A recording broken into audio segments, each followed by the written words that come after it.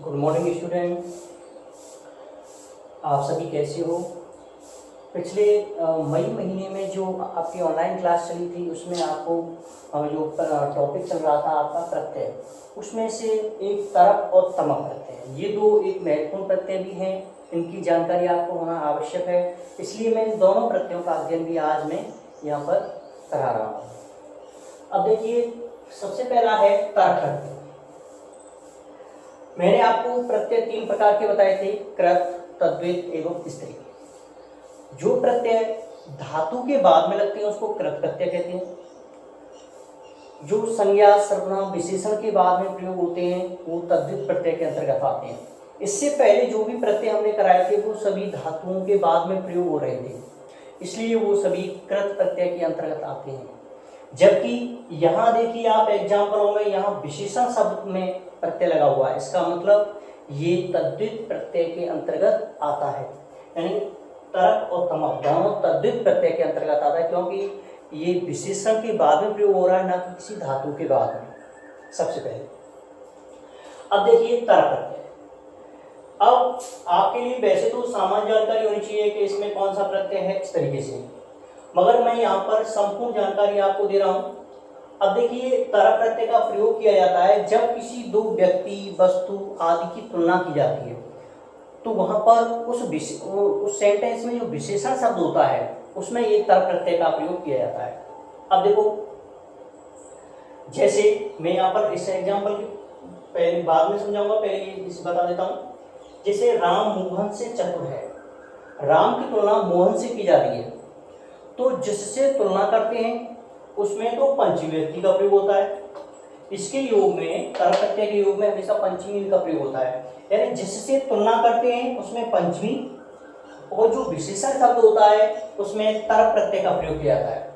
अब इसके रूप भी चलते हैं, पुल्लिंग में राम, स्त्रीलिंग में रमा, नपुंसकलिंग में फल की तरह। यानी कहने का मतलब यह है, अगर ये विशेषण यानी पुल्लिंग के साथ में प्रयोग हो रहा है तरक प्रत्यय, तो विसर्ग आएंगे राम की तरह।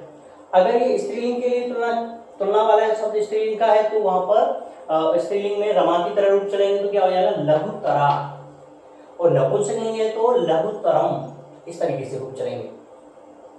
तो यहाँ पर देखिए पुल्लिंग के शब्द दे रखे हैं, मगर यहाँ मैं बता रहा हूँ जैसे पुल्लिंग में क्या हो जाएगा दीर्घतर, स्त्रीलिंग में दीर्घतरा, नपुंसकलिंग में दीर्घतरम, इस तरीके से। अब देखो, इसका प्रयोग दो व्यक्ति या वस्तुओं की तुलना करने में किया जाता है, जो विशेषण शब्द होता है उसमें प्रयोग किया जाता है, और इसका तरशेष रहता है। तरशेष रहता है, पुल्लिंग होता है तो विसर्ग आता है, अगर स्त्रीलिंग है तो दीर्घ आ जाता है लास्ट में, और नपुंसकलिंग है तो महालंक हो जाता है, फल की तरह रूप चलते हैं। अब देखो, जैसे लघु शब्द है, लघु मीन्स होता है छोटा, ये विशेषण शब्द है। तरक प्रत्यय जब इसमें जोड़ेंगे तो तरक प्रत्यय का तरशेष रहता है तो लघुतर, पुल्लिंग है तो लघुतर, अगर स्त्रीलिंग होगा तो लघुतरा हो जाता है, और नपुंसकलिंग होगा तो लघुतरम हो जाएगा, जो सेंटेंस के आधार पर होता है। सेंटेंस में ये किसके लिए प्रयोग किया गया है। जैसे पटु मीन्स होता है चतुर, तो पटु प्लस तरक बराबर पटुतर है, चतुर प्लस तरक बराबर चतुरतर है, दीर्घ प्लस तरक बराबर दीर्घतर है। अब देखिए, यहाँ मैं सेंटेंस करता हूं, जैसे गीता सीता से, तो यहाँ चतुर्तरय के स्थान पर क्या हो जाएगा चतुर्तरा शब्द यूज होगा। क्यों होगा? क्योंकि ये स्त्रीलिंग के लिए आ रहा है। तो यानी जो सेंटेंस में प्रयोग होता है इस तरीके से होते हैं, जबकि यहाँ आपको सामान्य जानकारी आपकी 7th क्लास तक तो यही होती है कि इसका प्रयोग कैसे करते हैं ये है। मगर यहाँ पर आपने देखा है कारकों के जो नियम होते हैं उनमें भी सेंटेंस जब बनाते हैं उनमें जरूरत पड़ती है, इसलिए मैंने यहाँ पर इस टॉपिक को समझा दिया है। अब देखिए, ये तो होता है दो व्यक्ति वस्तु की तुलना की जाती है, जबकि तमक प्रत्यय में क्या होता है, जब समूह में से किसी एक की विशेषता बताई जाती है, समूह में से एक की विशेषता बताई जाती है, तो वहां तमक, उस सेंटेंस के जो विशेषण शब्द है उसमें तमक प्रत्यय का प्रयोग किया जाता है।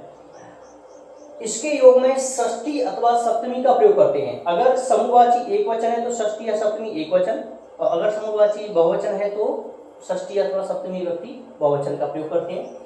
इसका तमशेष रहता है, वही सेव है, इसकी भी रूप चलते हैं, पुल्लिंग में राम, स्त्रीलिंग में रमा, नपुंसकलिंग में फल की तरह। जैसे लघु प्लस तम, तो लघुतम है, दीर्घ प्लस तम, दीर्घतम है, इसका मतलब सबसे दीर्घ, इस तरीके से, यानी सबसे श्रेष्ठ। उच्च प्लस तमक, उच्चतम है। तो एग्जाम्पल में तो कोई दिक्कत नहीं है, मगर यहाँ देखिए सेंटेंस बनाने में इनकी जरूरत पड़ती है आपको। छोटे छोटे जब सेंटेंस बनाते हैं तो यहाँ इनका प्रयोग किया जाता है। जैसे विद्यालय में मोहन श्रेष्ठ है, यानी समूह में से कोई भी ग्रुप हो सकता है, उसमें से एक को श्रेष्ठ बताया जाए या निम्न, यानी उसकी विशेषता बताई जाए। तो देखो विद्यालय में, तो विद्यालय में विद्यालय एक है।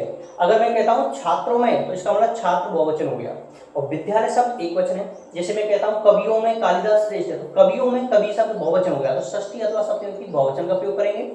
जबकि यहाँ पर क्या है, विद्यालय शब्द एक वचन है, तो षष्ठी अथवा सप्तमी व्यक्ति में से कोई सा भी शब्द हम यूज कर सकते हैं। तो यहाँ पर एक वचन है क्योंकि विद्यालय शब्द एक वचन के अंतर्गत आएगा। तो विद्यालय से या विद्यालय, राम की तरफ चलेंगे इसके। सोहन है, करता है। अब जो विशेषण शब्द होता है उसमें पुल्लिंग का प्रयोग, तम प्रत्यय का प्रयोग करते हैं। अब ये सोहन क्या है, पुल्लिंग है, तो पुल्लिंग में श्रेष्ठ तमे शब्द यूज होगा। अगर मैं सोहन की जगह यहाँ गीता, सीता, रीता कोई भी स्त्रीलिंग का प्रयोग करता हूँ, तो यहाँ पर क्या हो जाएगा, श्रेष्ठ तमा शब्द यूज होगा, ना कि श्रेष्ठतम। यानी पुल्लिंग है तो श्रेष्ठतमे अस्ति, इस तरीके से। तो यहाँ पर सिर्फ देखने वाली बात ये, तर प्रत्यय का तर शेष रहता है और तम प्रत्यय का तम शेष रहता है। ये दो की तुलना करते हैं वहां प्रयोग किया जाता है। ये समूह में से एक की विशेषताएं बताने के लिए यहाँ पर प्रयोग किया जाता है। इसके अलावा कुछ एग्जाम्पल आपके और स्कैन कॉपी यानी जो नोट्स हैं उसमें है, पूरी डिटेल वहां पर है। और यहाँ पर तो सिर्फ समझाने के लिए मैंने ये कुछ एग्जाम्पल लिखे हैं और उसके हिसाब से मैंने यहाँ पर समझाया है।